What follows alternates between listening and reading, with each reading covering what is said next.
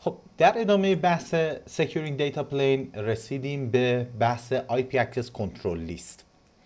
ببینید احتمالاً با Access List آشنایی دارید از دوره CCNA، حداقل مواردی مثل در واقع استاندارد و Extended ACL رو باهاش آشنایی دارید، ولی علاوه بر این که در واقع حالا یک بار دیگه اونها رو مرور میکنیم و ریویو میکنیم، قرار هست که در مورد دو تایپ دیگر اکسس لیست به نام های اکسس لیست رفلکسیو و اکسس لیست تایم بیست این موارد رو هم راجع بهشون صحبت بکنیم و سناریوش رو پیکر بندی بکنیم.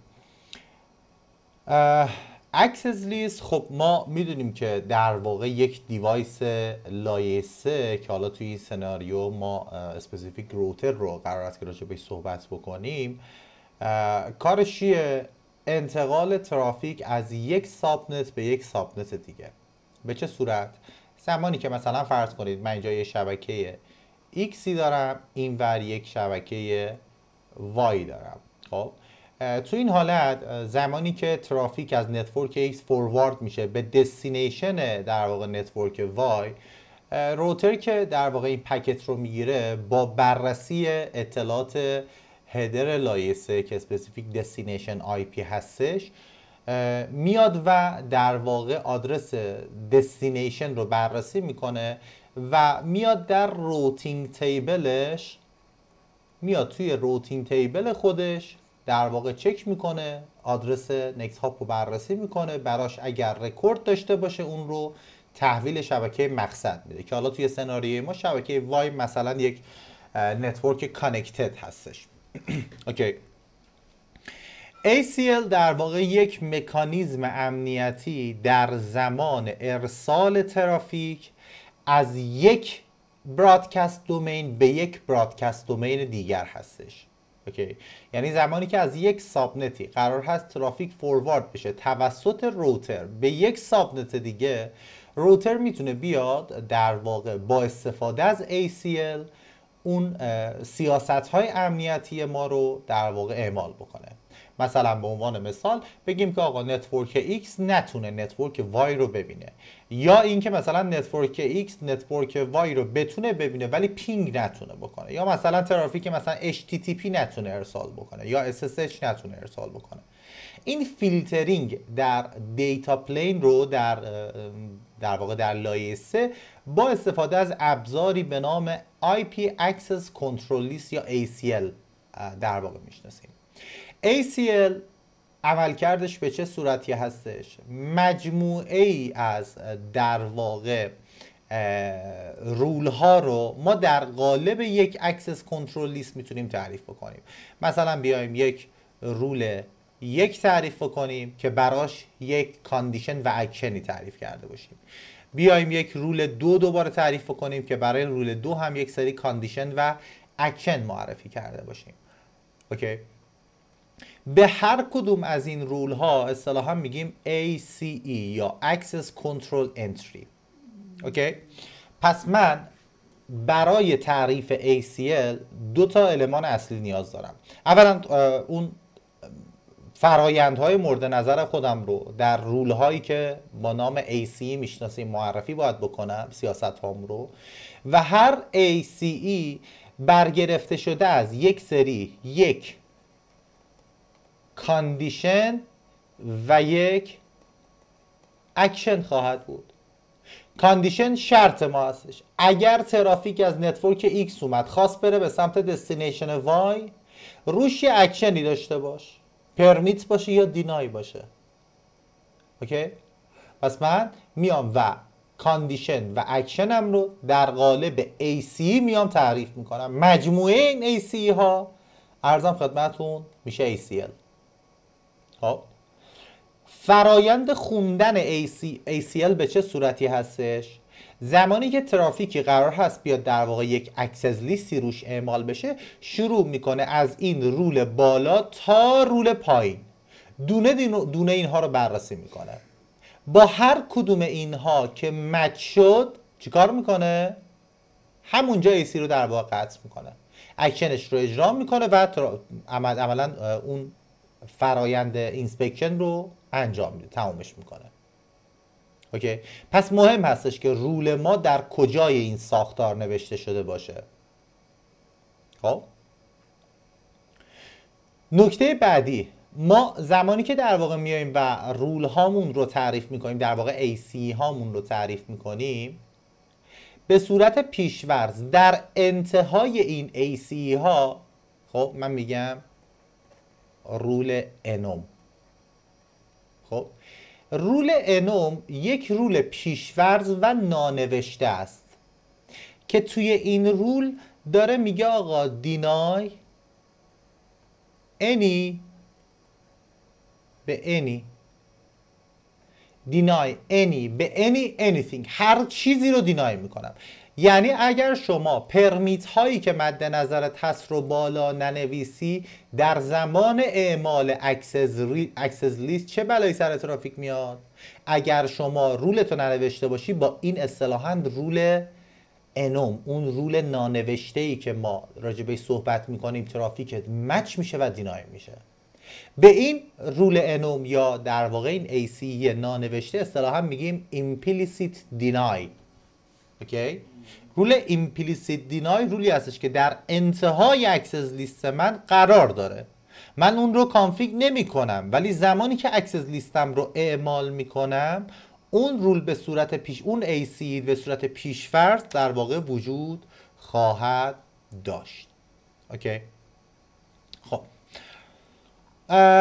ما تایپ هایی که میخوایم راجع بهش صحبت بکنیم، اکسس لیست استاندارد هستش، اکسس لیست اکستندد هستش و اکسس لیست ارزم خدمتتون تایم بیس و رکلفسیو.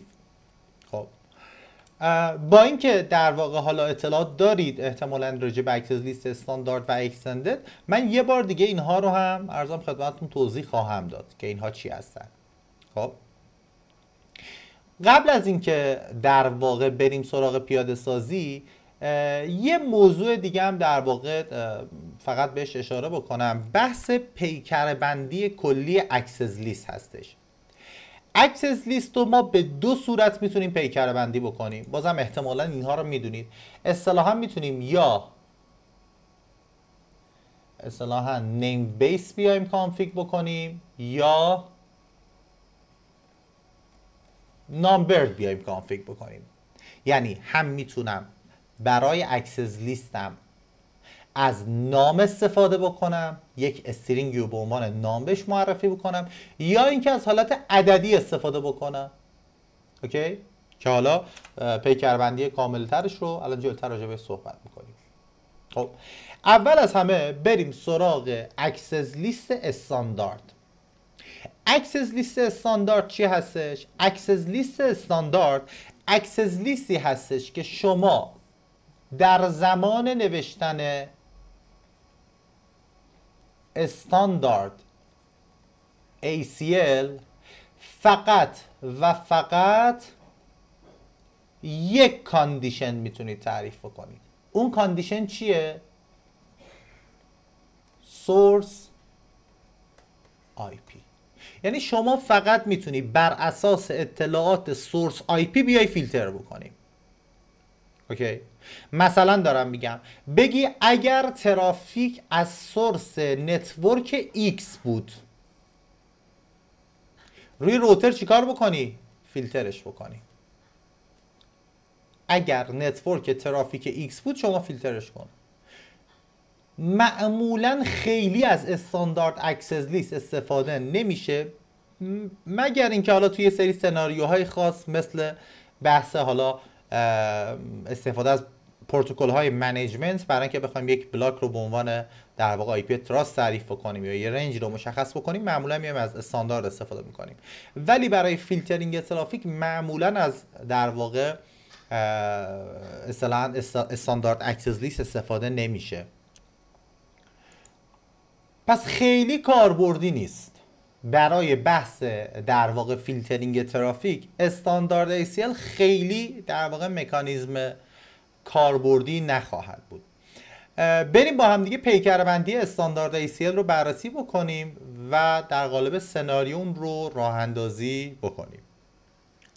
خب ببینید سناریومون یه همچین ساختاری داره. من در واقع دو تا سیستم دارم که در ویلن 10 قرار در ویلن 10 و ویلن 20 پیکر بندی شدن.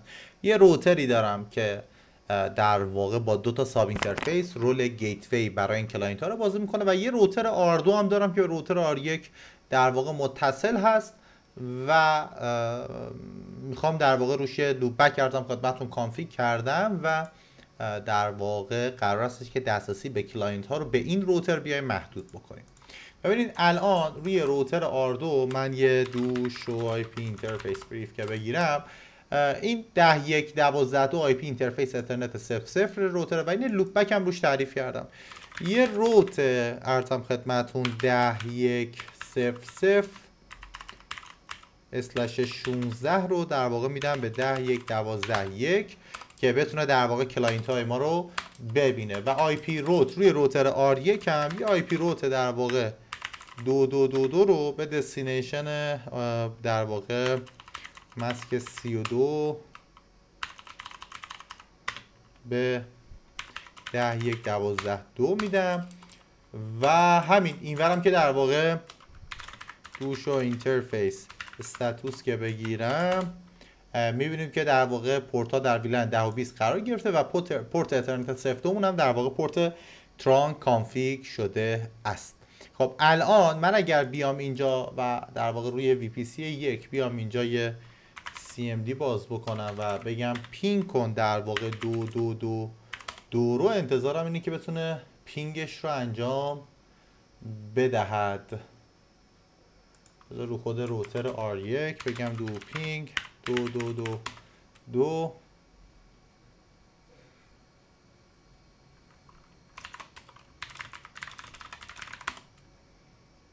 اصلا اینترفیس اترنت 0.1 آی پی ندادم. اینترفیس اترنت 0.1 با آی پی ادرس 10.1.12.1/24 الان باید توی روتینگ تیبل ما همون روت استاتیک ما نشسته باشه. خیلی هم عالی. حالا اگه یک بار دیگه من پینگ بکنم، پینگ 4 تا 2 رو از روی PC 1 دارم و احتمالاً الان از روی PC 2 هم در واقع بایستی پینگ 2 رو داشته باشم. خب خیلی هم عالی.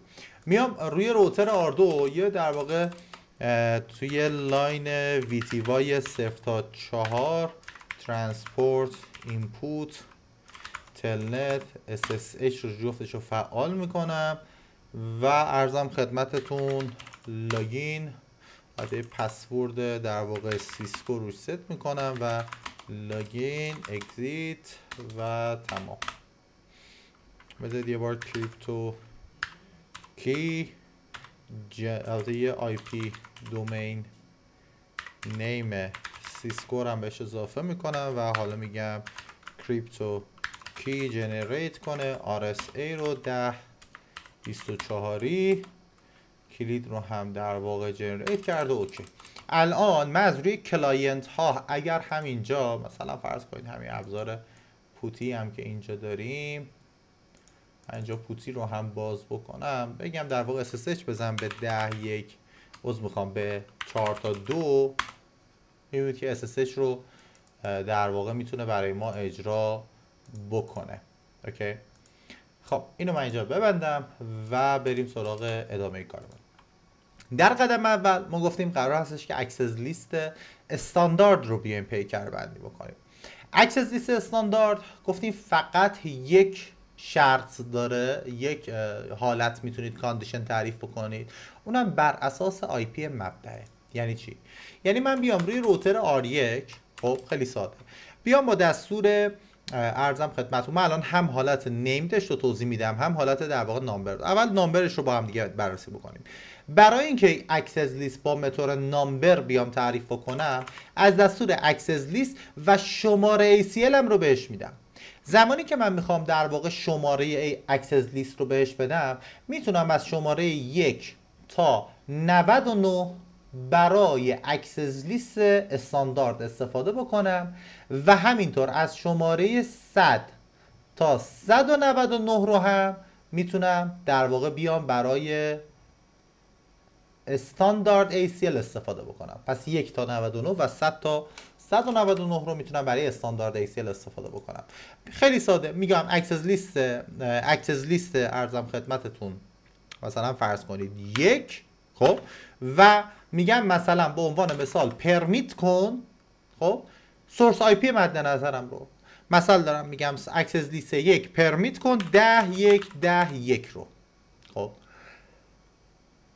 اکسس لیست نوشتن حتما زمانی که نتورک رو میخواید مشخص بکنید بایستی از وایلد کارت هم استفاده بکنید. مثلا به عنوان مثال من 4 تا 0 میذارم. اوکی. چون دارم تک آی پی رو مقدار میدم، اگر مثلا قرار بود رنج 10.1.10.0 رو مقدار بدم، به این صورت هم در واقع میتونستم مقدار بدم. از وایلد کارت ماسک استفاده میکنم و اون سابنت خودم رو مشخص میکنم. خب 4 تا 0 در واقع این 3 تا 0 اول ایمپورتنت بیت معادل آی پی ادرس هستش. میگم این بیت ها برام اهمیت داره. بیت آخر در واقع اکتت آخر 8 تا بیتش برام بی اهمیت، هرچی که بود. یعنی 10.1.10 هرچی. اوکی.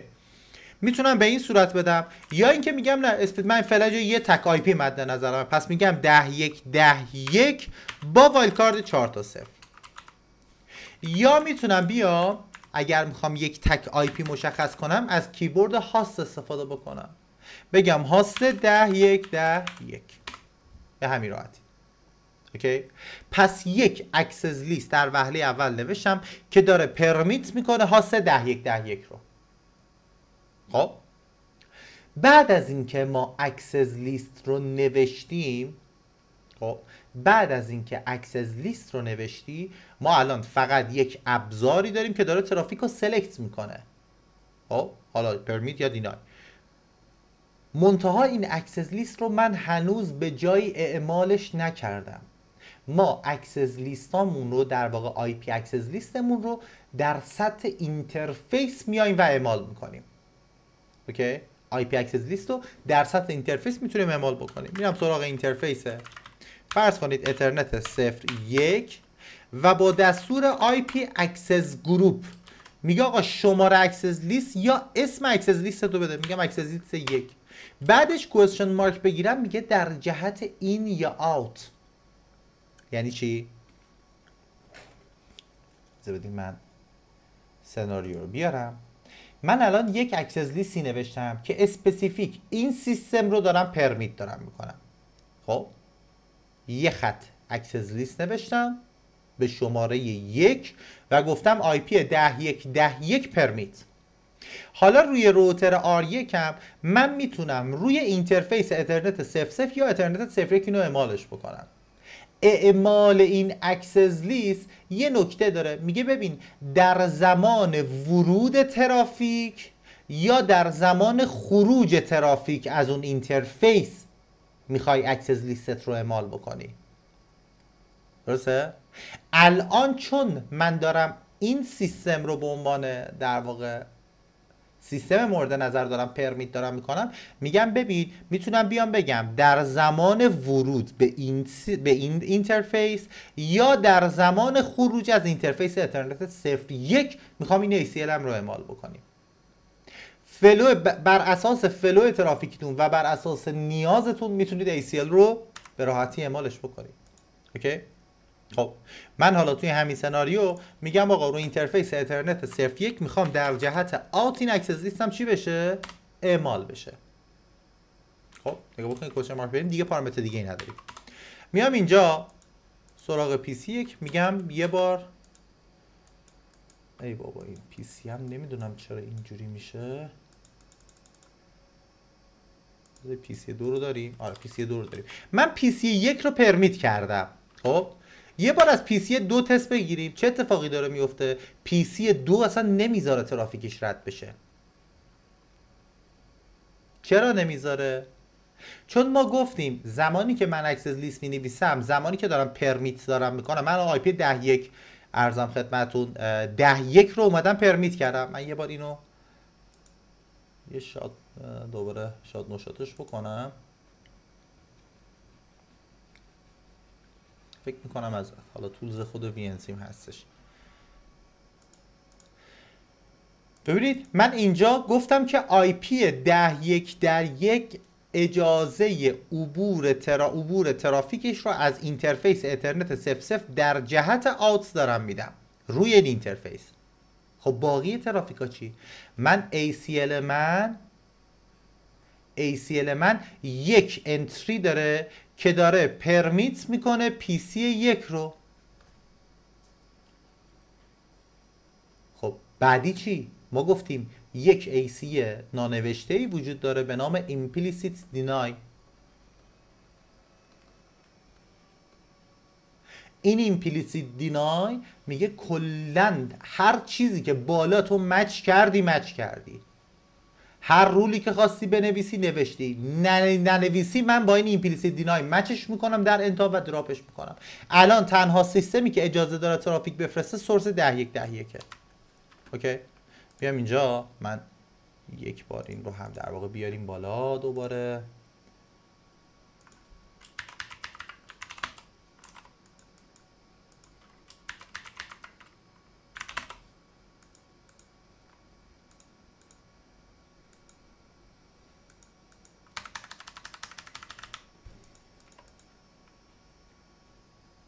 ای بابا،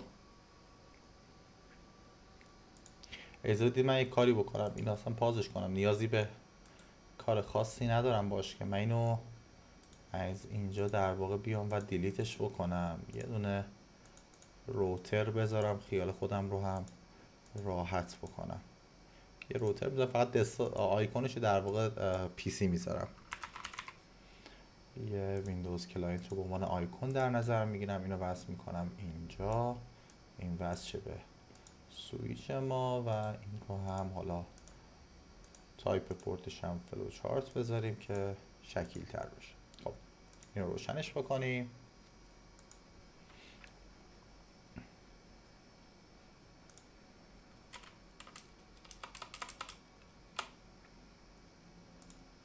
ببین این کماکان پینگ نداره.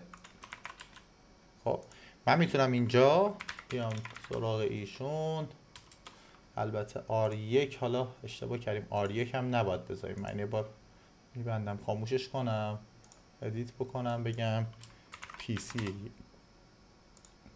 1 بذاریم، روشنش بکنیم، بیام سراغ Secure CRT.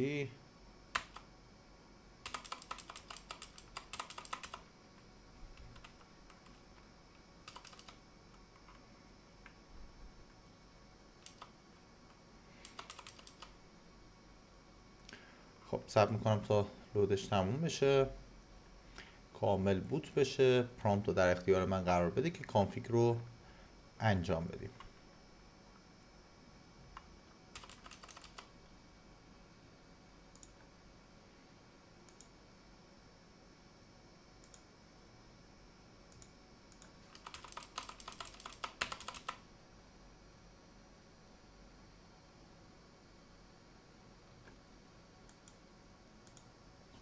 PC 1 این رو نو بزنیم،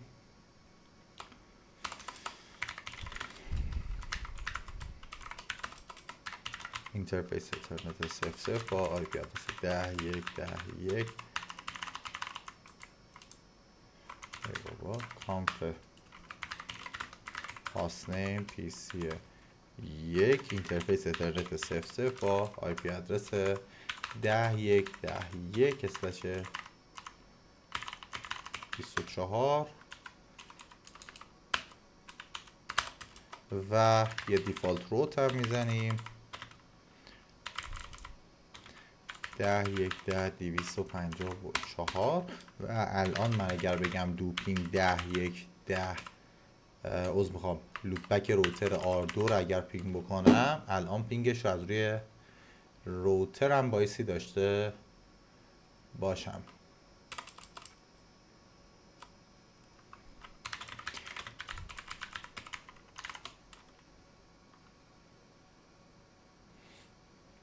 خب مثلا پینگ در واقع گیتویش رو نداره، نگه رو سویچ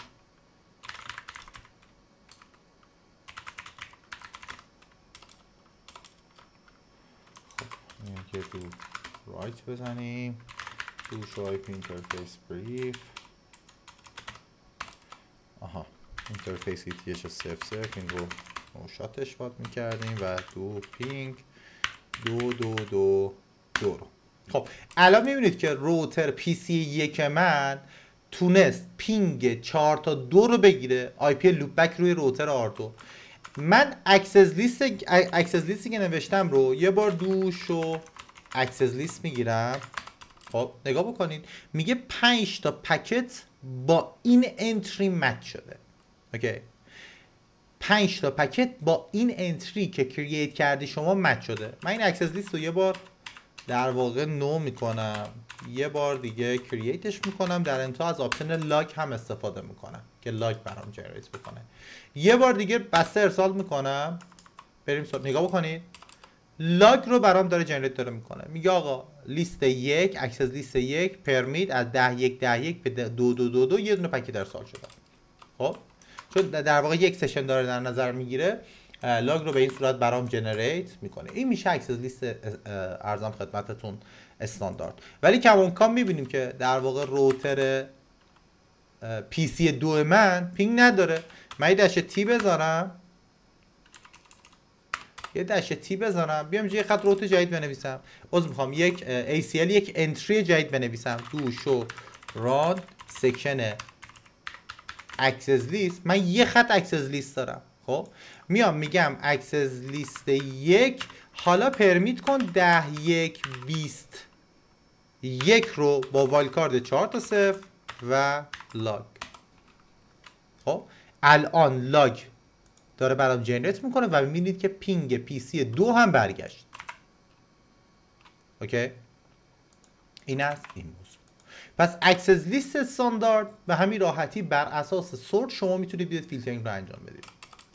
اما تایپ بعدی من این اکسس لیست که نوشتم رو میخوام فرمت نیمدش رو هم مشخص بکنم. یه بار با هم دیگه ببینیم که دیگه بیشتر از حالا از این فرمت هم میتونیم استفاده بکنیم. من میام اینجا رو اینترفیس اترنت 0 یک نو آی پی اکسس گروپ 1 در جهت آوت. خب کانفیگ در واقع اکسس گروپمون هم پاک کردیم. میام این دفعه میخوام اکسس لیستم رو با فرمت نیم بیام تعریف بکنم. خیلی ساده. میام چیکار میکنم؟ میام به جای اکسس لیست مینویسم آی پی اکسس لیست و حالا میگه نام اکسس آی پی اکسس لیست. اینجا در واقع من بایستی معرفی بکنم که اکسس لیست من استاندارد یا اکستندده. خب که من فعلا تایپ استاندارد دارم صحبت میکنم دیگه. پس میگم اکسس آی پی اکسس لیست استاندارد و یه نام بهش میدم. میگم مثلا ACL مثلا فرض کنید R1. خب زمانی که اینو تعریف میکنم اینتر که میزنم، خب حالا میتونم بیام AC هام رو تعریف بکنم، اون خطوط در واقع قوانینم رو مشخص بکنم. بگم مثلا به عنوان مثال پرمیت کن 10.1.10.0 با وایلکارد 3 تا 0 255 و میتونم لاگش هم در واقع فعال بکنم. اوکی میتونم بیام بگم پرمیت کن 10.1.2.0 میخوام 10.1.20 با وایلکارد 3 تا 0 255 و لاگ این هم فعال بکنم. حالا که اکسس لیستم رو نوشتم دو شو آی پی اکسس لیست، اگر خروجی بگیریم نگاه بکنید میگه یک استاندارد ACL داره به اسم ACL R1 که 2 تا انتری داره و برای هر انتری اگر دقت بکنید یک سیکونس نامبر اومده مشخص کرده، یک شماره توالی اومده مشخص کرده. میگه خط 10 یعنی چی؟ اولین به صورت پیشفرض میاد سیکونس 10 رو برای اولین خطی که می‌نویسید میاد در واقع ایجاد میکنه. خط 20 و این مقدار رو مشخص کرده. خب الان قاعدتاً PC 1 من پینگ 10.1 در واقع 2.2.2 رو داره و اگر سراغ PC هم بیاید اینم پینگ رو داره. اوکی حالا من میخوام بیام چیکار بکنم. البته ما هنوز اکسس لیستمون رو اعمال نکردیم دیگه. اینترفیس اعمال هم بکنیم فقط لاگ برام جنریت میکنه. اترنت صرف یک آی پی اکسس گروپ ارزم خدمتتون ACL R2 بود. روی روتر R1 میگم که اینترفیس ETH01 IP اکسس گروپ ACL R1 در جهت آت میخوام اعمالش بکنی. خب الان تنها اتفاقی که میفته فقط لاگ برام جنریت میکنه، همین، چون جفتش ما پرمیت دادیم دیگه. منتها پرمیتی که من دادم بلاک آی پی رو اومدم پرمیت دادم. این پایینم خط پایین نانوشته ایمپلیسیت دینای رو داریم که داره دینای میکنه همه چیز رو. میام چیکار میکنم؟ میام یک خط در واقع جدید تعریف میکنم و این بار میگم آقا پی سی 10.1.21 رو میخوام دینای بکنم. میام اینجا IP اکسس لیست استاندارد ACL R1 میگم دینای کن 10.1.21 رو. خب میتونم 4 تا 0 بذارم یا قبلش میتونم از المان هاست استفاده بکنم.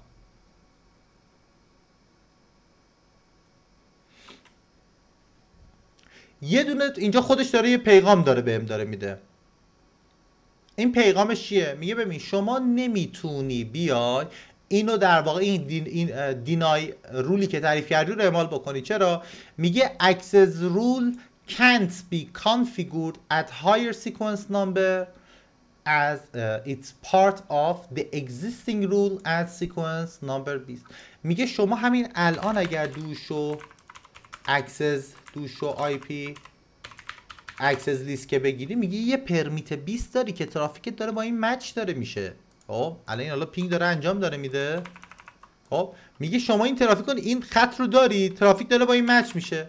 یه بار دیگه دینای بزنی، میگه ببین شما الان این رو داری، بالا داری دینایش داری میکنی. من نمیتونم بیام زیر این پرمیت 20 بیام این دینای تو بشونم. این چیزی که داری مینویسی بخشی از اینه انگار. پس میام چیکار میکنم؟ من این خط رو بایستی یه جایی بالاتر از سیکونس 20 بیام اعمالش بکنم. خب برای اینکه این کار رو انجام بدم خودم میتونم دستی سیکونس بدم، بگم سیکونس 15 دینای کن هاست 10.1.21 رو و الان ازم قبول میکنه.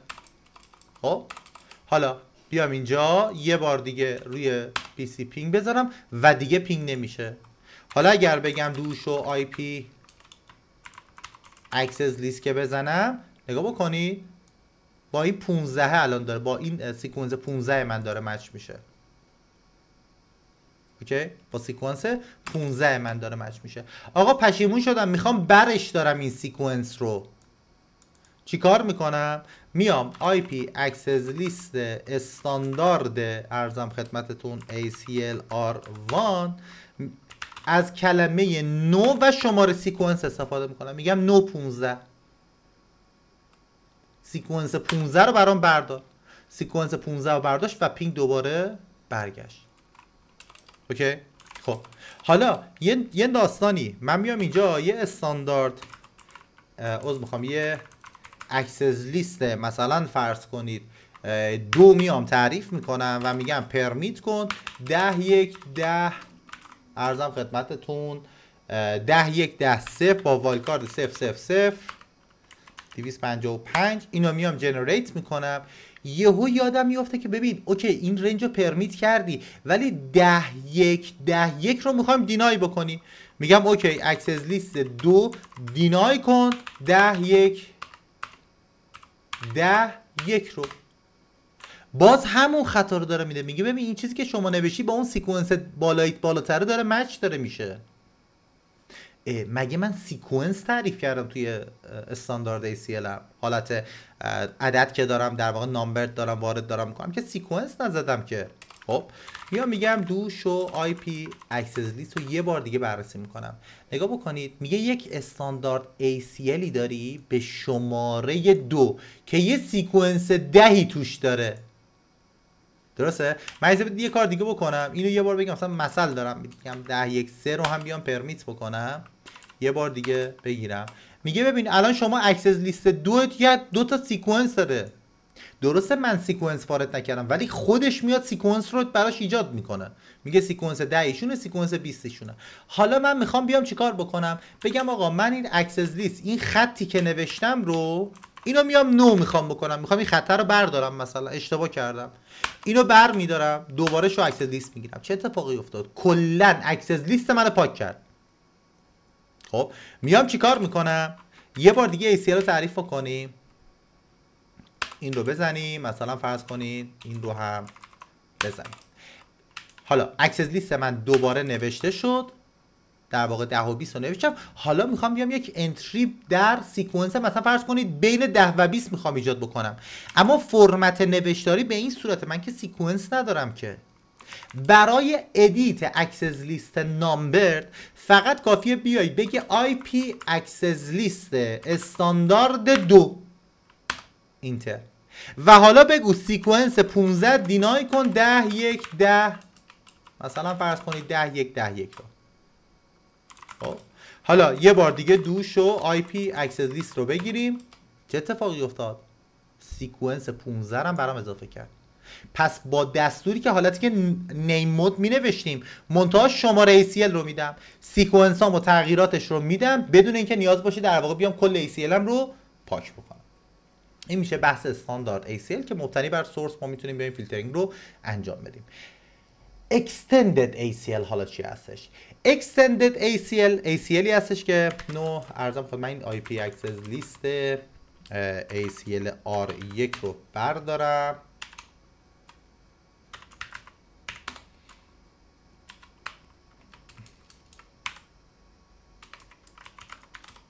این رو هم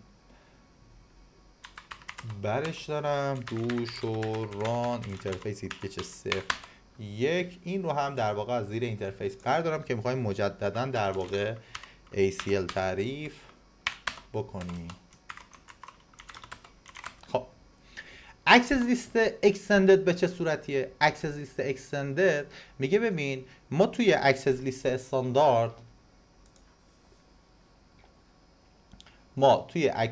استاندارد، مکانیزم فیلترینگ ما بر اساس چی بود؟ سورس IP بود. اما در اکسس لیست اکستندد شما میتونی بر اساس سورس IP، بر اساس دستینیشن IP، بر اساس سورس پورت، بر اساس دستینیشن پورت و بر اساس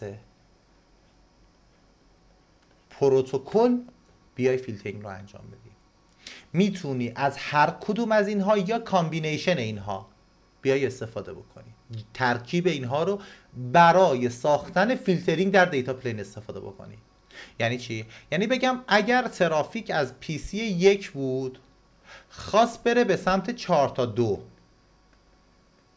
خب این ترافیک از این سورس IP به این دستینیشن IP اگر پروتکل TCP بود و اگر مثلا فرض کنید دستینیشن پورتش 22 بود، اینو چیکار کن؟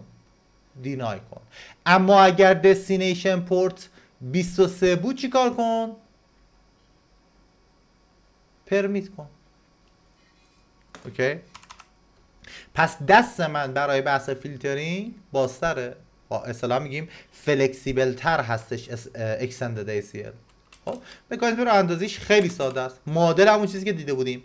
من میام با دستور IP اکسس لیست ارزم خدمتتون اکستندد، میگم R1 بگم ACL underline R1.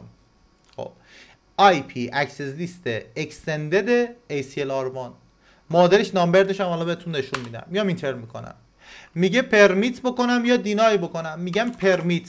اینجا در واقع رولمون رو باید مشخص بکنیم، پرمیت یا دینای. میگم پرمیت کن. میگه چی رو پرمیت کنم؟ یه کوشن مارک بگیریم. میگه اول پروتکلت یا شماره پروتکل رو مشخص کن. پروتکل نامبرت چیه؟ چی رو میخواد؟ چه پروتکلی رو کار داری؟ TCP کار داری؟ IP کار داری؟ IP کل پروتکل ها رو در واقع شامل میشه. خب یا میتونم مثلا بگم TCP یا مثلا بگم ICMP یا بگم مثلا فرض کنید UDP یا مثلا بگم OSPF EIGRP. درسته؟ تک تک اینها رو من میتونم سلکت بکنم دیگه.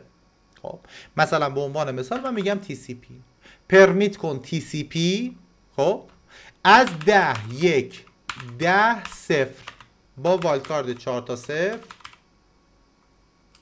خب سورس آی پی رو مشخص کردم، پس پرمیت تی سی پی سورس آی پی. سورس آی پی رو در واقع من بلاک میذارم. بعد یه کوشن مارک بگیریم، میگه ببین اینجا شما میتونید بری مستقیم سمت آی پی مقصد یا میتونی سورس پورت مشخص بکنی. اوکی. خب ما معمولا سورس پورت رو خیلی باهاش کار نداریم مگه اینکه تو پکت های برگشت بخوایم ازش استفاده بکنیم که میگم خیلی استفاده هم نمیشه. من میام اینجا میگم سورس رو کار ندارم، به دستینیشن مثلا فرض کنید انی، به دستینیشن هر جا پرمیت دارم میکنم تی سی پی رو از سورس 10 1 10 0 به دستینیشن انی، همه جا. آقا دستینیشن پورت چی؟ برام اهمیت نداره، هر چیزی. اوکی. من میام اینجا میگم آقا از سورس پورت از ایشون بده از 10 1 10 0 به دستینیشن 2 2 2 2. حالا میگه به اینجا دستینیشن پورت در واقع اون وایلدکارت ماسکش هم بهش بدیم. خب میگه پورت رو برام مشخص کن. دستینیشن پورت چی میخوای باشه؟ من میتونم بگم ایکوال برابر 22 یا برابر 23. درسته؟ میتونم بیام مقدار دستینیشن پورت بدم رو تی سی پی چه پورتی. خب یا حتی قشنگترش من میتونم بیام اینجا تی سی پی فلگ ها رو هم سلکت بکنم، بگم فلگ پوش بود، فلگ ارزم خدمتتون مثلا آر اس سی بود، سیم بود، این اگه بود مثلا دیسکاردش کن، پرمیت دراپش کن یا پرمیتش کن. اوکی. خب این رو من میتونم مشخص بکنم یا مثلا بیام اینجا بگم مثلا not equal اگر برابر 22 نبود پرمیت، هر چیزی غیر از 22 بود پرمیت. خب یا اینکه مثلا میام در واقع میتونم از چیز استفاده کنم، از رنج استفاده بکنم،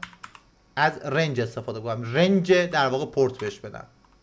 خب مثلا بگم 1 تا مثلا فرض کنید 100، 1 تا 100 پرمیته، رنج پورت بهش بدم. خب کوشن مارک بگیریم، اینجا یه سری پروتکل ها رو هم من میتونم بیام در واقع پورت ها رو، سرویس ها رو بیام با در واقع نام های از پیش تعریف شده بگم. مثلا بگم رنج مثلا فرض کنید از 10 1 10 ایکوال تلنت، از پیش تعریف شده است، میتونم مشخصش بکنم. یا مثلا تاک 517 یا مثلا تایم 37 یا مثلا هویس 43 WW مثلا فرض کنید 80. اینا رو میتونم در واقع به صورت دستی، به صورت در واقع از مقادیر از پیش تعریف شده استفاده بکنم برای حالا اون دستینیشن پورتی که دارم. یا مثلا FTP بزنم، FTP دیتا بزنم و باقی موارد. اوکی. خب من خط اولم رو نوشتم، پرمیت کن TCP از 10 1 10 0 به ارزم خدمتتون 2 2 2 ایکوال تلنت. این الان پرمیته. حالا من بایستی بیام چیکار بکنم؟ اکسس لیستم رو حالا اعمال بکنم. ببینید من توی داستان ACL زمانی که ما از حالا استاندارد داریم استفاده میکنیم، استاندارد رو من میتونم بیام اینجا اعمال بکنم، میتونم اینجا اعمال بکنم، میتونم اینجا اعمال بکنم. خب نکتهش چیه؟ اگر من بیام اینجا اعمال بکنم، روی این اینترفیس بیام اعمال بکنم روی اترنت صرف یک، روتر R1 اینور به یک شبکه دیگه وصل باشه، اینور به یک شبکه دیگه وصل باشه، چه اتفاقی میفته؟ ترافیک از پی سی یک که میاد همینجا دیسکارد میشه. خب پس بهتره که اینجا بیام اعمالش بکنم که حالا به باقی جاهای شبکه دسترسی داشته باشه، اما نمیخوام مثلا فرض کنید به نتورک حالا 2222 ما دسترسی داشته باشه. درسته؟ پس میتونم بیام اینجا فیلترش بکنم.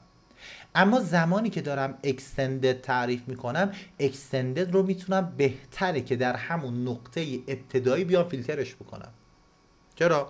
میگم ببین من اصلا همینجا ترافیک مثلا فرض کنید PC2 رو همین نقطه میام فیلتر میکنم، اما ترافیک PC2 به کل شبکه که نیست، مثل استاندارد نیستش که بگم بر اساس سورس آی پی بیام فیلترش بکنم. میگم ترافیک PC2 رو اینجا فیلتر دارم میکنم، اما به دستینیشن 4 تا 2 رو پورت 23 اینجوری میام در واقع اعمال میکنم. پس بهتره که فیلترینگم رو بیام در سورس ببندم در واقع. خب حالا بسته به اون نیاز ما هستش در نهایت. حالا من بیام اینجا چی کار میکنم؟ برای تعریف من الان این رو اومدم پرمیت کردم. خب میام این رو نو میکنم. خب میام مقادیری که میخوام دینای بشه رو این دفعه تعریف میکنم. خب میگم دینای کن مثلا از هاست 10 دینای TCP از هاست 10.1.10 ارزم خدمتتون 1. خب از هاست 10.1.10.1 به هاست 2.2.2.2 کل TCP شو من میخوام دینای بکنم، چون دیگه ایکوال نزدم کل TCP رو دینای کردم. خب حالا میگم اوکی TCP دینای، ولی بتونه پینگ بکنه، بتونه UDP بزنه، باقی پروتکل ها رو بتونه دسترسی داشته باشه. خیلی راحت میام پایینش یه استیتمنت دیگه اضافه میکنم، میگم پرمیت IP از هاست 10.1.10.1 به هاست 2.2.2.2. اوکی و نهایتا دو شو IP اکسس لیستم رو میام روی اینترفیس اترنت 0.0.10 در اینترفیس اترنت 0.0.10 در ساب اینترفیس 10 مون میام این IP اکسس گروپ ACLR1 در جهت این باند میام چیکار میکنم؟ اعمالش میکنم. الان ببینید من انتظار من اینه که PC1 من خب بتونه پینگ کنه 2.2.2.2 رو. خب پینگش رو داره، اما انتظار ندارم که بتونه به 2.2.2.2 بتونه چی بزنه؟ تلنت بزنه. یا انتظار ندارم که SSH-L به 2.2.2.2 با در واقع SSH ادمین به 2.2.2.2.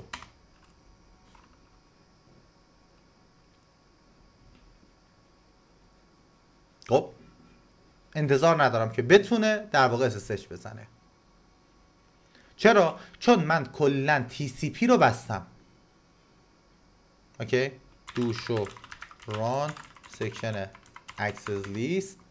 من این خط رو عرضم خدمتتون این خط 10 ما بود دیگه، درسته؟ بیام اینجا بگم IP access list extended ACLR1 بگم نود 10 دوباره 10 این رو بیام اینجا پیستش بکنم، ولی تهش یه لاگ رو هم اضافه بکنم. حالا یه بار دیگه بیایم اینجا بگم SSH بزن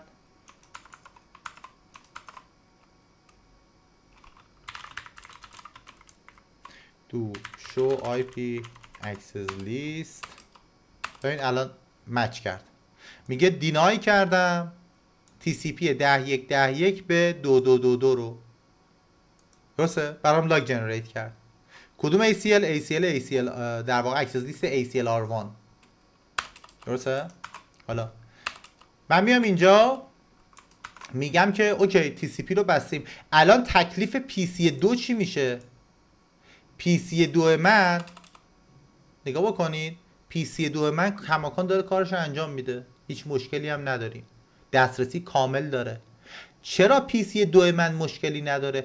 چون اصلا اکسس لیستی که من اعمال کردم رو ساب اینترفیس 10 بوده. PC2 ترافیکش رو ساب اینترفیس 20 داره میره. خب اوکی این از این موضوع. حالا یه چیز دیگه هم بررسی بکنیم. من یه دوشو ران و سکشن اکسس لیست بگیرم، بیایم چیکار بکنیم.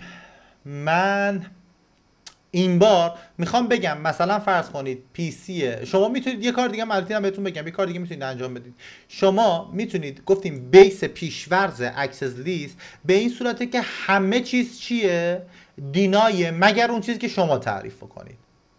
خب من میتونم بیام برعکسش رو هم یه جورایی تعریف بکنم. بیام اینجا بگم مثلا فرض کن یه آی پی اکسس، همین آی پی اکسس لیستی که دارم میکنم، یه آی پی اکسس لیست مثلا فرض کنید اکستندد تست بزنم. خب اینجا بیام یه سیکونس مثلا فرض کن بگم سیکونس 1000، خب بگم پرمیت آی پی انی به انی، حتی میتونم لاگم بذارم که لاگ برام جنریت بکنه.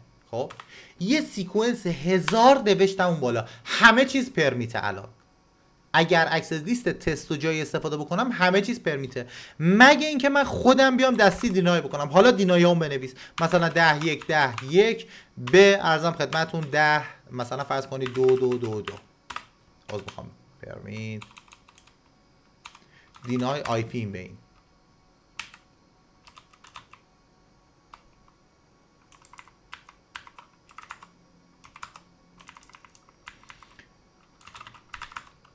ده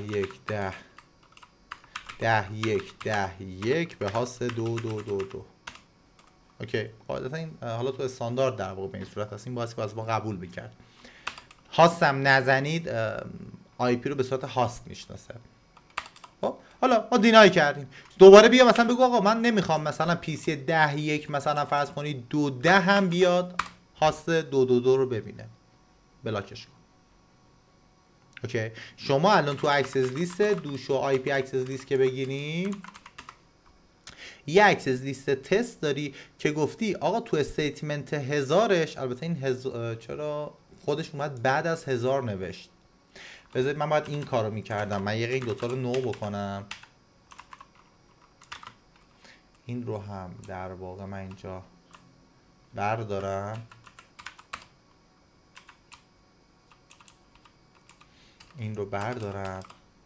حالا این دینایی که دارم می نویسم رو سیکونس مثلا فرض کنید 10 بذارم، بعدی رو بیام در واقع بدون سیکونس بذارم، احتمالاً بایستی که درست بشه.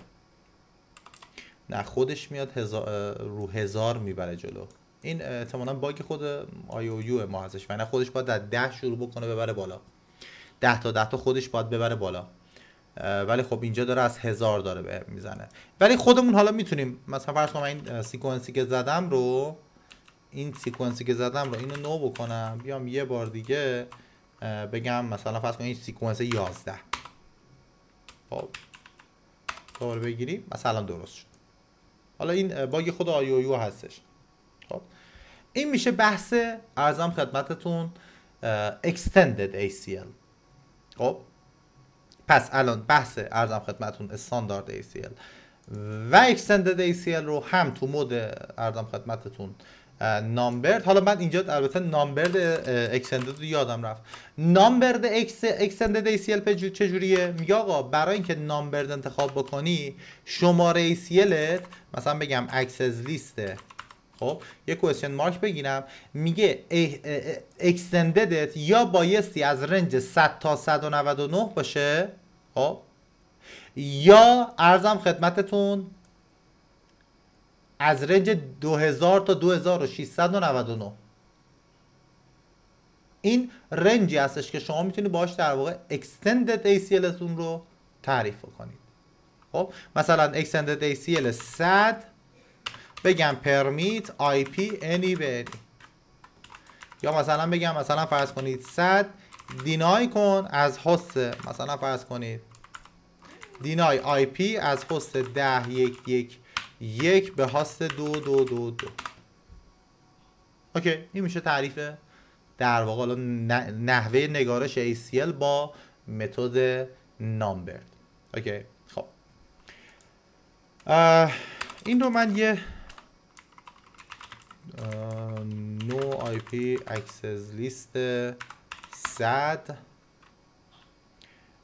نو البته میخوام نو اکسس لیست 100 رو من اکسس لیست 100 رو بردارم، دوشو ران سکشن اکسس لیست، یه دونه این رو داریم، این رو من نو کنم، این رو هم نو کنم که بریم سراغ در واقع رفلکسیو و ارزم خدمتون تایم بیس رو هم با هم دیگه کار بکنیم. اینترفیس اترنت 00.10 این رو هم من نو بکنم و تمام. خب اکسس لیستامون رو برداشتیم، با متد های ارزم خدمتون تایم استاندارد و اکستندد آشنا شدیم. حالا میخوایم بریم سراغ ارزم خدمتتون تایم بیس و رفلکسیو که اول در مورد رفلکسیو در واقع میخوایم صحبت بکنیم. اکسس لیست رفلکسیو رو میخوایم توضیح بدیم. خب بریم سراغ بحث اکسس لیست رفلکسیو. اکسس لیست رفلکسیو یا رفلکسیو ACL داستانش چی هستش؟ ببینید معمولا این ACL حالا توی شرایطی در واقع معمولا مورد استفاده قرار میگیره که یک سمت در واقع اون فلو ترافیکی ما یه بستر ناامنی مثل بسترهای پابلیک یا بستر حالا اینترنت باشه. خب فرض کنید توی این ساختار من یک در واقع کلاینتی دارم که میخواست به حالا روی یک سیستمی رو بستر اینترنت دسترسی یا اصلا کلا به اینترنت دسترسی داشته باشه.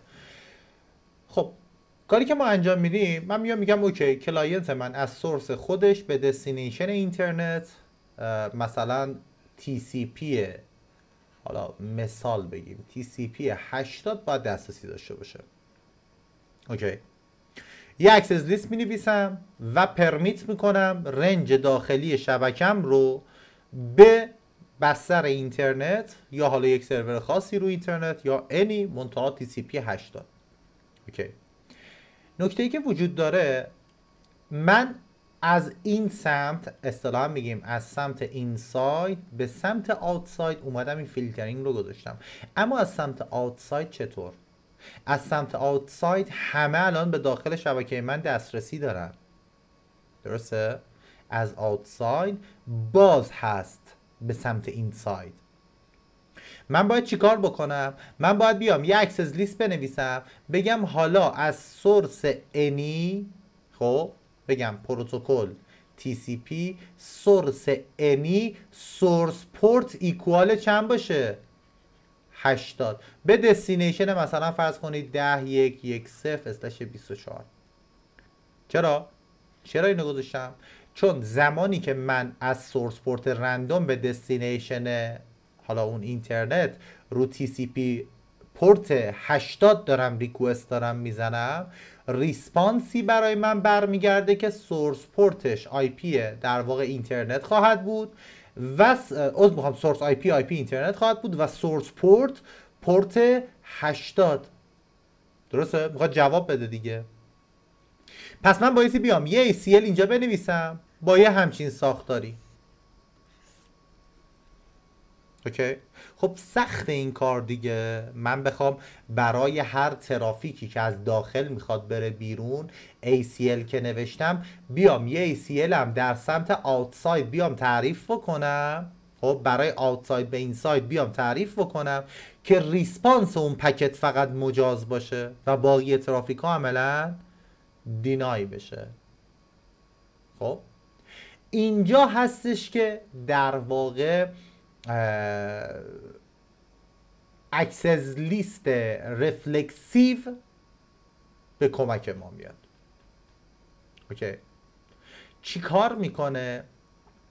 اکسس لیست در واقع رفلکسیو یکی از قابلیت های extended ACL هستش. یکی از قابلیت های extended ACL هستش که میتونه برای من عمل سشن ترکینگ رو انجام بده.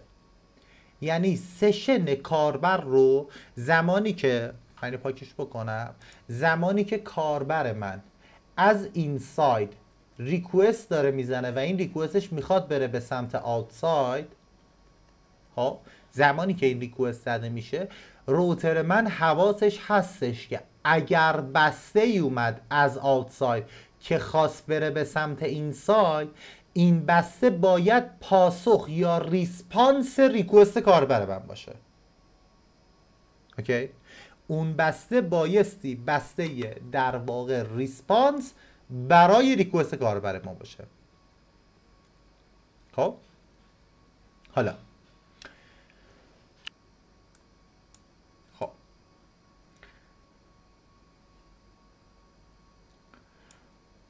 بریم سراغ بحث پیکر بندیش. سراغ پیکر بندی در واقع مکانیزم اکسس لیست رفلکسیو. اوکی. برای پیکر بندیش کار فرآیند خیلی پیچیده ای نداره. من بیام اینجا سراغ در واقع سناریومون رو من باز بکنم. این ساختار سناریو بود که اکسس لیست داشتیم قبلا، الان برداشتیمش. اوکی. من میخوام چیکار بکنم؟ من میخوام بیام در واقع ترافیک از سمت داخل شبکه، یعنی از اینجا، زمانی که از سمت اینساید ترافیک ارسال میشه میخواد بره به سمت آوتساید، من بیام این ترافیک رو ترک بکنم، بررسی بکنم و فقط پاسخهای اجازه ورود داشته باشند، یعنی ترافیکی اجازه ورود داشته باشه که ریسپانس باشه برای ریکوست کاربر ما.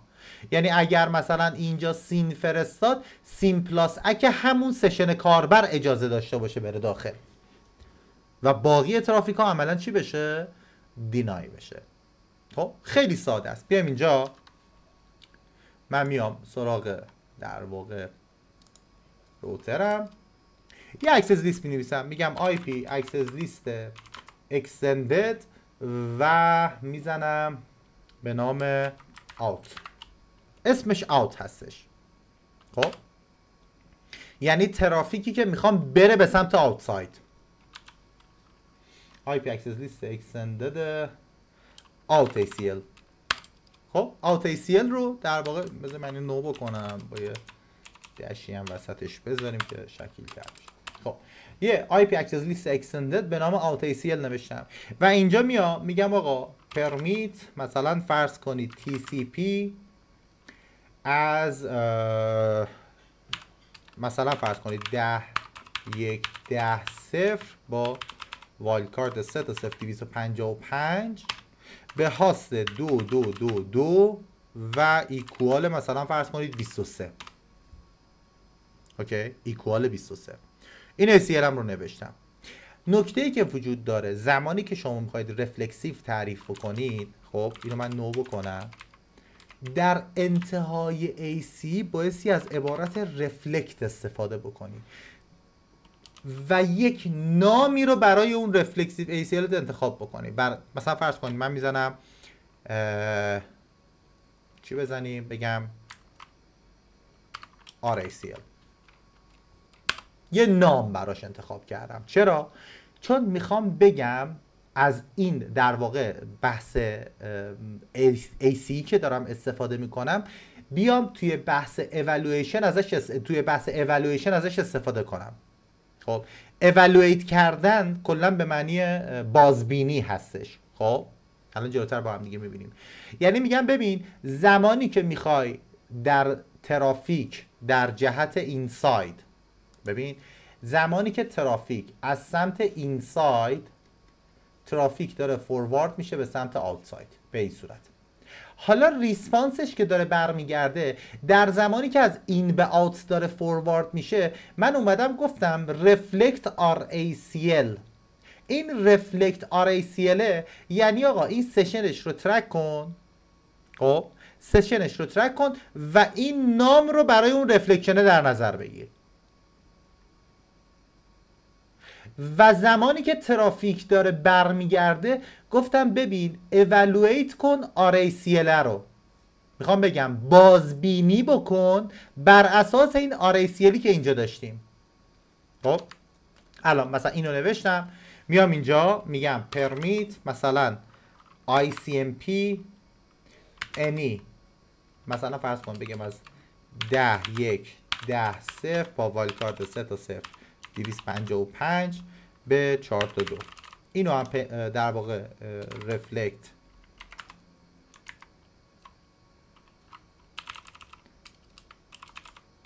و رفلکتش رو استفاده بکنم بگم RACL. خب هم ICMP رو از 10.0 دارم چک دارم میکنم و هم در واقع تلنت رو دارم رفلکشنش رو بررسی میخوام بکنم. خب حالا من میام اینجا، من اینو قبل از اینکه بنویسیم من یه بار در واقع بیام این رو یه بار نو بکنم، میخوام با آپشن لاگ تعریف بکنم. این در واقع ICMP هستش، این رو در انتهاش اگر قبول بکنه لاگ رو هم اینجا میذارم، یه دونه هم در واقع ایکوال 23 داشتیم، این رو هم لاگ میذارم که لاگ هم برامون جنریت بکنه. خب حالا میام اینجا، میام سراغ اینترفیس روی روتر R1 میرم سراغ اینترفیس اترنت، مثلا فرض کنید 01. در زمان خروج میخوام چیکار بکنی؟ این ACL رو اعمال بکنی. میگم اینترفیس ETH01 IP access گروپ ارزم خدمتتون out ACL رو میام اعمال میکنم در جهت اوت. تمام. خب حالا من اینو اومدم اعمالش کردم. در قدم بعدی خب همین الان من اگر بیام از روی روتر R2 بگم پینگ کن 10.1 رو، خب پینگ 10.1 رو الان نداره. بیایم اینجا enable show IP interface brief.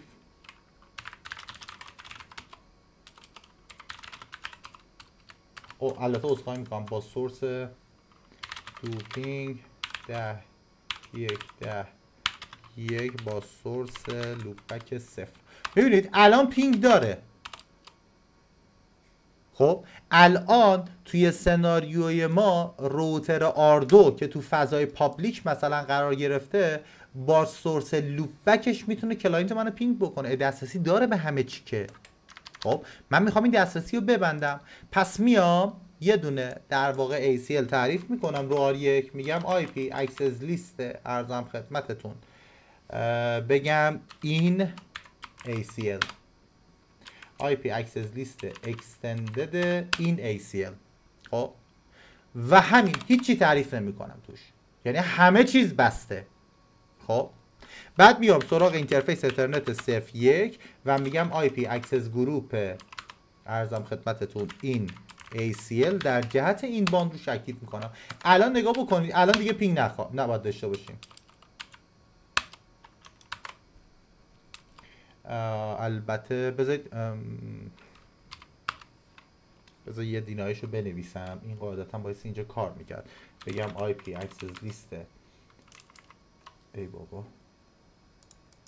بگم IP access list extended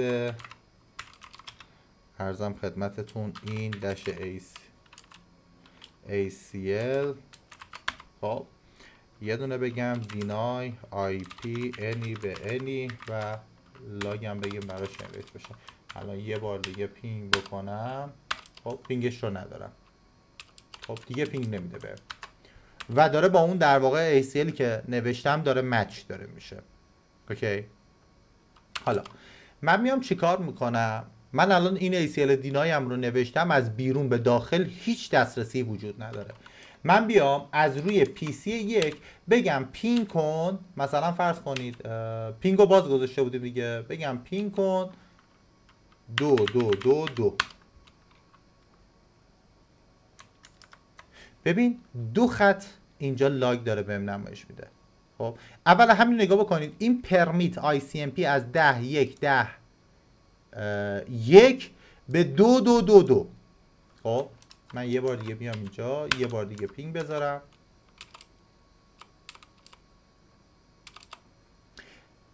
ICMP پکت من داره رد میشه. ICMP پکت من داره رد میشه. خب بیام اینجا، من اینو بازش کنم.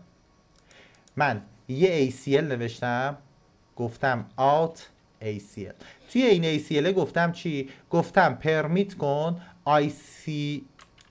ICMP رو از PC 1 به دستینیشن 2222.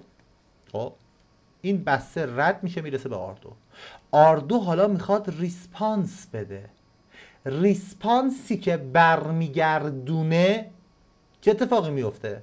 چون من اینجا یه ACL نوشتم به نام این ACL و اینجا گفتم deny IP any به any، پس بسته اون ریسپانس عملا اجازه ورود به سمت روی اینترفیس اترنت سفیک رو نداره، نمیذاره، روتر نمیذاره که این بسته ریسپانس وارد بشه.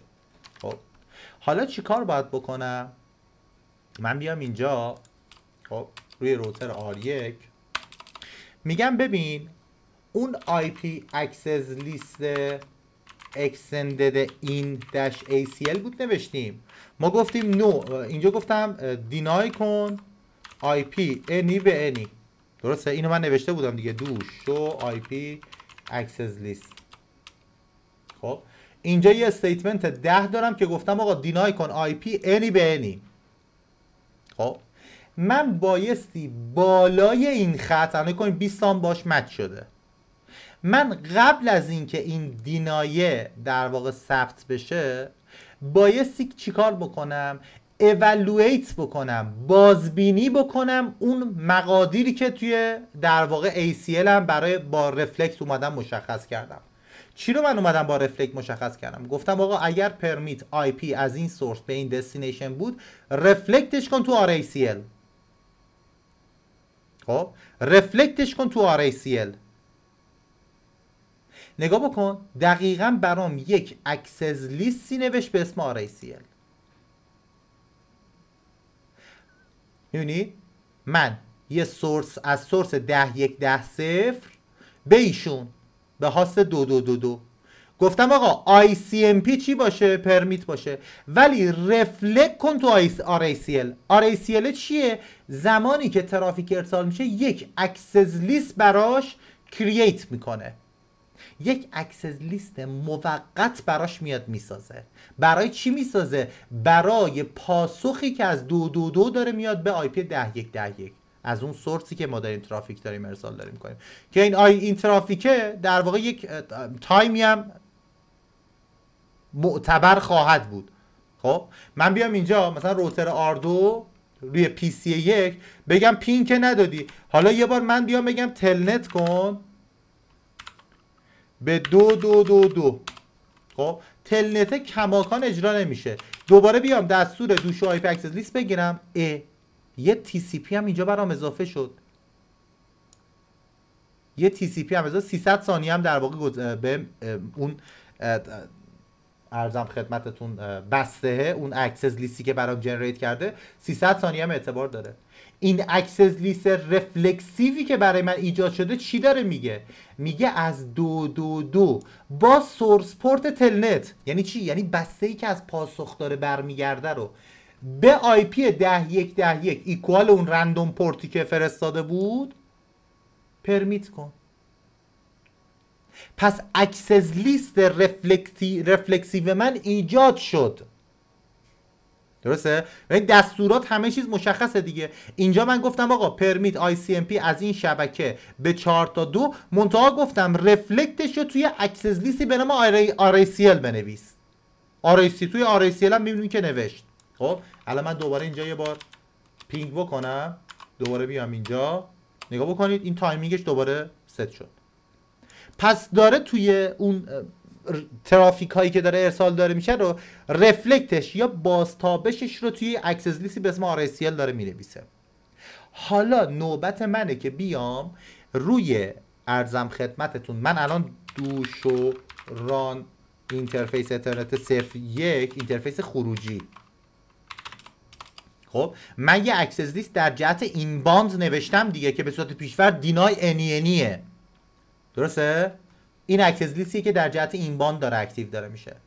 من میام چیکار میکنم؟ میام سراغ آی پی اکسس لیست extended این داش ACL، خب میام توی این ACL، خب سیکونس 10 بود دیگه، درسته؟ من میام اینجا یه سیکونس 5 تعریف میکنم و میگم evaluate کن چی رو؟ RACL رو evaluate کن RACL رو. یعنی چی؟ یعنی RACL رو یه بازبینی روی RACL بکن، بعد اگر چیزی با RACL مچ نشد حالا دینایش کن. دوشو IP access list. الان اینتر بزنید میبینید که این افتاده نشسته اینجا. حالا میام اینجا یه بار دیگه پینگ میکنم. پینگ انجام شد. چرا؟ چون الان دیگه داره با این evaluate مچ داره میشه و من اون با اون RACL داره مچ داره میشه و من اومدم توی اکسس لیست این باند اون RACL هم اون رفلکسیو ACL هم رو فراخونی کردم، گفتم evaluate کن، بازبینی کن این اکسس لیست من رو. خب باز برای اینکه درکش در واقع دقیق تر باشه دوش و ران سکشن اکسس لیست رو با هم دیگه با چک بکنیم. نگاه بکنید من یه اکسس لیست نوشتم به اسم alt ACL، میگم ترافیکی که از سمت این شبکه 10.1.10 به سمت 2.2.2 داره میره رو رفلکت کن توی RACL. تایم اوت پیش‌فرضش هم همون 300 ثانیه است که با حالا دست نزنیم، همون اوکیه. اوکی. از سمت این نتورک به سمت 4 تا 2 ترافیک داره میره، اوکی، پرمیت باشه، ICMP پرمیت باشه، TCP پرمیت باشه. خب ولی رفلکتش رو در یک اکسس لیستی به نام RACL بیا در واقع برام تعریف کن.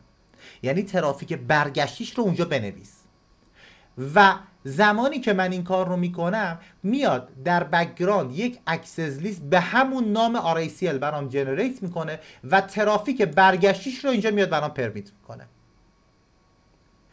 و کافیه که من بیام در اکسس لیستی که در جهت این باند دارم تعریف دارم میکنم از آوتساید میخواد بیاد داخل، میام قبل از اینکه اون دینای NENE رو بنویسم میگم evaluate کن RACL رو، RACL رو بازبینی کن. لطفا قبل از اینکه اینجا دینای بکنی برو اون RACL بود که رفلکسیو بود اونو برو بازبینی کن به همین راحتی.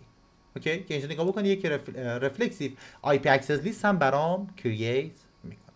این میشه مفهوم در واقع رفلکسیو access list که من این جفتش رو حالا یه بار این دوتا رو هم بیام پاکش بکنم که بریم سراغ در واقع اینترفیس اترنت صفر یک نو IP access گروپ ای بابا نو access گروپ این داش ACL این داش ACL در جهت این باند و out داش ACL در جهت out باند. اوکی دو شو ران اینترفیس ATH صرف یک رو هم بگیریم، الان هیچ ACL دیگه نداره. بسیار عالی. پس این شد بحث عرضم خدمتتون رفلکسیو ACL. موضوع بعدی اصطلاحاً بحث تایم بیسد ACL هستش. تایم بیس ACL چیه؟ از اسمش مشخصه. شما اگر با حالا فایروال ها کار کرده باشید ما یه مفهومی داریم تحت عنوان در واقع اسکیجول. یعنی چی؟ یعنی شما میتونی بیای بگی آقا من یک اکسس پالیسی دارم تعریف دارم میکنم، این اکسس پالیسی به صورت پیشفرض always فعاله، اکتیوه، یعنی همیشه ترافیک میتونه با این رول مچ بشه. خب توی اکسس لیست هم همینه. زمانی که من میام یک ACE رو در واقع تعریف میکنم توی اکسس لیستم، خب اون ACE به صورت پیشورز همیشه فعاله، always فعاله. خب منتها شما میتونید چیکار بکنی؟ بیای برای این ACE اصطلاحاً یک اسکیجول تعریف بکنی، یک زمانبندی تعریف بکنی. مثلا بگی این اکسس لیست توی این تاریخ بایستی که فعال باشه، یا توی این روزها بایستی فعال باشه، یا از این تاریخ تا این تاریخ فعال بشه. اوکی؟ پس من میتونم بیام برای اکتیو بودن اکسس لیستم یک زمانبندی مشخص بکنم. اوکی؟ خب خیلی ساده است. به چه صورت این کار انجام میدیم؟ با دستوری به نام تایم. البته من یه دوش و کلاک بگیرم اول، این تایم دستگاهمه. یه دو ارزم خدمتتون با دستور تایم رنج میام تایم رنجم رو تعریف میکنم. میگه یه نام بهش بده به تایم رنجت. من میگم مثلا فرض کن بگم working خب یا work تایم میخوام کار ساعت کاری براش مشخص کنم. یه تایم رنج تعریف کنم. تایم رنج خودش برای بحث اسپسیفیک اکسس لیست نیست، مستقلا داریم تعریف میکنیم. بعد میگه ببین شما تایمی که میخوای تعریف بکنی یا ابسولوت باید باشه یا پریودیک باشه. ابسولوت یعنی چی؟ ابسولوت یعنی شما یک زمان شروع و پایان مشخصی رو برای اون اکتیویتی که توی مثال ما اکسس لیست است مشخص میکنی. مثلا میگی ابسولوت خب استارت بشه توی چه زمانی؟ مثلا فرض کن بگم صفر. البته ساعت الان حالا مثلا ما تایمی رو در نظر میگیریم.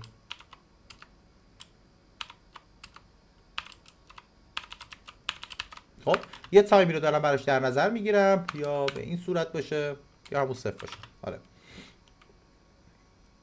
چه ماهی؟ سپتامبر. و عرضم خدمتتون البته من روزش رو باید بزنم چند سپتامبر میشه؟ میشه 15 سپتامبر. خب 15 سپتامبر 2025. خب این میشه استارتش.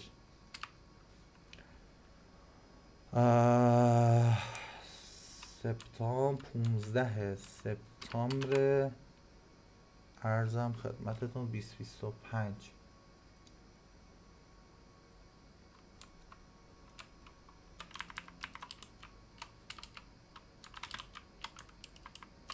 استارت.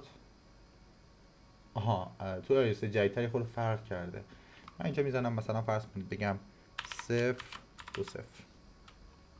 نه البته من کلا ثانیه رو نبایستی وارد میکردم دیگه، اشتباه خودم. من ثانیه رو داشتم وارد میکردم، حواسم نبود. همون 2 0 رو میزنیم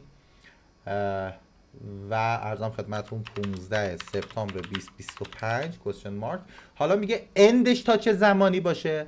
از این تاریخ شروع بشه تایم رنج من تا کی؟ تا هر وقت. خب من میام اینجا به جای 15 میزنم 16 که این اکتیویتیشو با هم دیگه ببینیم. خب از 16 سپتامبر شروع بشه، اندش بشه کی؟ میتونم اینجا براش اند بذارم یا اگر نذارم هیچ اندی براش در نظر نمیگیره تا ابد.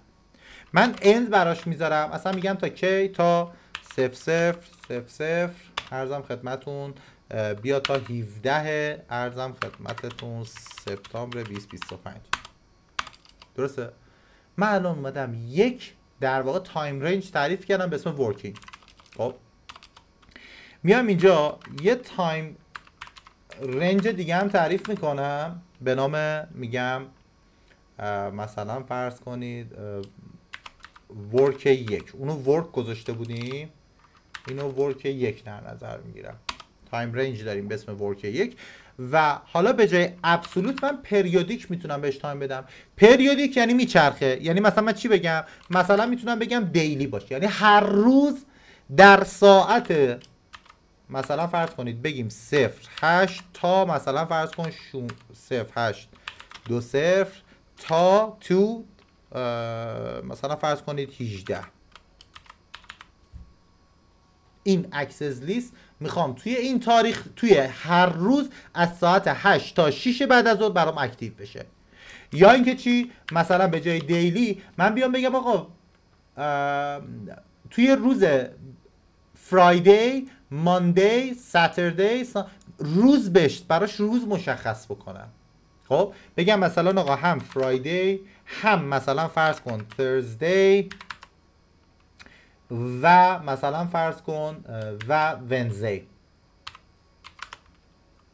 میگم توی این 3 روز حالا بیا بهش تایم بده از مثلا فرض کنید 08 20 تا مثلا فرض کنید 18 20. تایم دارم بهش میدم. اوکی؟ پریودیک رو میتونم به این صورت بهش مقدار بدم. یا مثلا دارم میگم بگم ویک دیز. ویک دیز منتها نکته‌ای که وجود داره ویک دیز میشه روزهای هفته دیگه، درسته؟ برای در واقع ما ایرانی‌ها جواب نمیده. این زده از ماندی خب از دوشنبه تا جمعه. ویکندش هم باز برای ما جواب نمیده. چرا؟ چون شنبه یک شنبه است. پس ما اگه بخوایم تایم رنج تعریف بکنیم، اگر پریودیک باشه اسپسیفیک بهتر روزها رو بگیم یا دیلی بذاریم. اوکی؟ اینم در واقع میتونیم حالا از بحث پریودیک در واقع تایم رنجش استفاده بکنیم. خب دوشو تایم رنج میگه الان یک تایم رنج داری که در حال حاضر چیه؟ ایناکتیوه. چرا ایناکتیوه؟ چون تایم رنج من ابسولوت خورده از ساعت 00 16 سپتامبر، از آغاز 16 سپتامبر تا آغاز 17 سپتامبر. در صورتی که ما الان دوشو کلاک بگیریم، ما الان در واقع تاریخمون 15 سپتامبر ساعت 4 مثلا 20 دقیقه زده. اوکی؟ حالا من میام همین رو از همین تایم رنج توی اکسس لیست هم میخوام استفاده بکنم.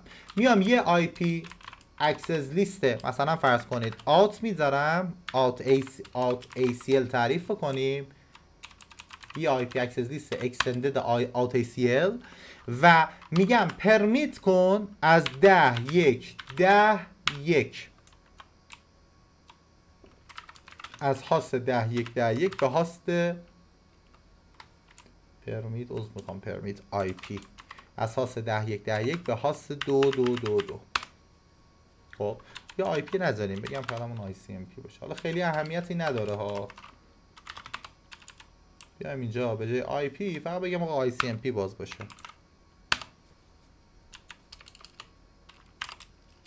اوکی. خب این ACL من الان always بازه.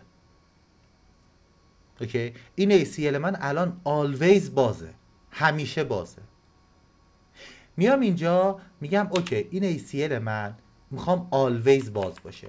یه خط دیگه می نویسم میگم TCP از هاست 10.1.10.1 به در واقع هاست 2.2.2.2 ایکوال چی؟ ایکوال مثلا 23. منتها این رو میخوام بیام از تایم رنج هم استفاده کنم. از تایم رنج، خب اون نام تایم رنج که وارد کرده بودیم ابسولوت چی بود؟ ورک بود. اوکی. حالا میام اینجا دستور دو شو آی پی اکسس لیست رو وارد میکنم. ببین اونی که ICMP زده بودم گفت آقا پرمیت آلویز هم هست، اما اونی که اومدم از تایم رنج استفاده کردم، ابسولوت تایم رنجم رو در واقع توش معرفی کردم، میگه این اکتیوه. چرا این اکتیوه؟ خب مسلما چون هنوز به تایم رنج ما نرسیده، باید صبر کنیم تا فردا که به استارت تایم فردامون برسه. درسته؟ من میام چیکار میکنم؟ میگم آقا تایم رنج ورک. خب میام اون در واقع دستوری که برای ابسولوت بود زدم رو اینو میام نو میکنم. دوباره میام اینجا اینو برمیدارم، منتها تاریخش رو به جای 15 میگم استارتش از استارتش به جای 16 میذارم 15. دو شو آی پی اکسس لیست. چی شد؟ الان میگه اکتیو. دیگه میگه اکتیو. خب من الان اگر بیام از رو پی سی و بگم پینگ کن، مثلا فرض کنید 2.2.2 رو پینگشو داریم، و حالا اگر بگم تلنت کن مثلا 2.2.2 تلنت هم الان داره.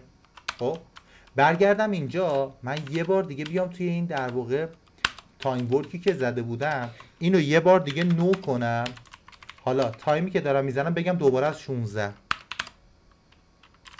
خب بیام اینجا پی سی بگم یه بار دیگه تلنت کن.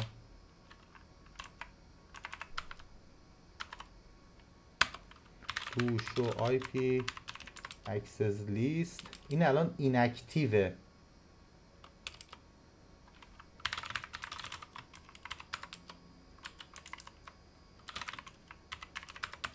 قاعدتا نبایستی باش مچ بشه.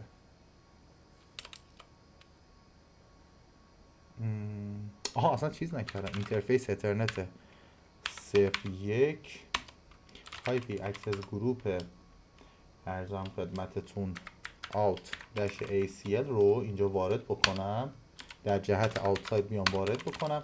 حالا بیام یه بار دیگه اینجا بگم یه بار تلت بزن، میگه شرمنده تلت نمیتونم بزنم، اما میگم پینگ کن 4 تا 2 رو، میگه پینگشو دارم مشکلی نداره. برمیگردم اینجا یه دوش آی پی در واقع اکسس لیست بزنی، میگه آقا با این 5 تا مچ داشتی. این خط دومیه چی میگه؟ این کلا این اکتیوه. خب میگم اوکی مشکل نداره، من بیام اینجا سراغ تایم رنج ورک، اینی که در واقع زده بودم رو نو میکنم و به جای 16 هم میکنم 15 هم که تاریخ امروز ما باشه.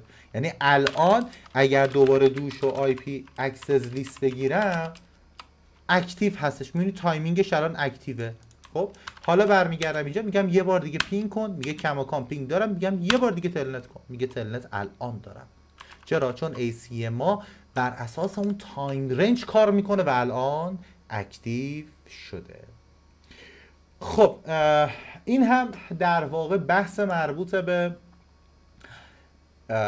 در حوزه حالا دیتا پلین سکیوریتی بود که بحث اکسس لیست ها بود که میگم که با بحث حالا استاندارد و اکستندش آشنایی داشتید، ولی حالا تایم رنج و رفلکسیوش رو احتمالا ندیده بودید که توی این ویدیو راجع بهش صحبت کردیم و سناریوش رو انجام دادیم.